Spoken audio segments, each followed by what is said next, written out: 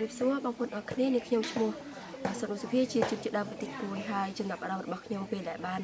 មកសហគមន៍ចំពេលនេះគឺខ្ញុំមានអារម្មណ៍ថាសប្បាយរីករាយខ្លាំងមែនទែនដែលយើងបានជួបជុំបងប្អូនជនជាតិដើមភាគតិចមកពីសហគមន៍ផ្សេងហើយក៏យើងបានរៀនសូត្រជាមួយគ្នាទាក់ទងទៅនឹងច្បាប់សេចក្តីធ្លីដែលទាក់ទងទៅនឹងជនជាតិដើមភាគតិចយើងចំនួន2-3ថ្ងៃនេះនៅសហគមន៍ចំពេលនេះផងដែរក៏មែនទែនទៅពេលដែលយើងមកសហគមន៍នេះមិនត្រឹមតែបានសិក្សារៀនសូត្រពីច្បាប់ក៏ដូចជាសិទ្ធិដែលគ្រូបង្គោលគាត់ចែករំលែកទេយើងក៏បានផ្សារភ្ជាប់ជាមួយនឹងធនធានធម្មជាតិ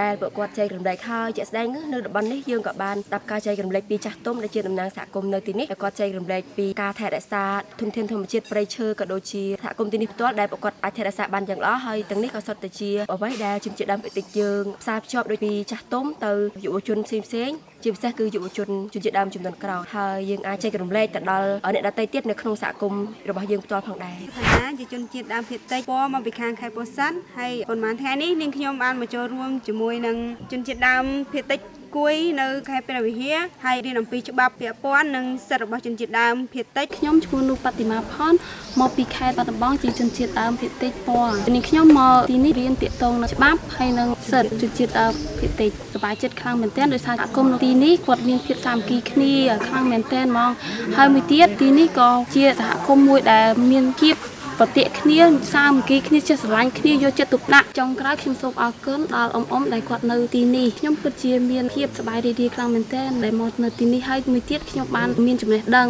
ហើយតមកទៀតខ្ញុំសង្ឃឹមថាពេលខ្ញុំត្រឡប់ទៅសហគមន៍របស់ខ្ញុំវិញខ្ញុំនឹងយកអ្វីដែលខ្ញុំមាននៅទីនេះទៅចែករំលែកដល់សហគមន៍របស់ខ្ញុំចាអរគុណ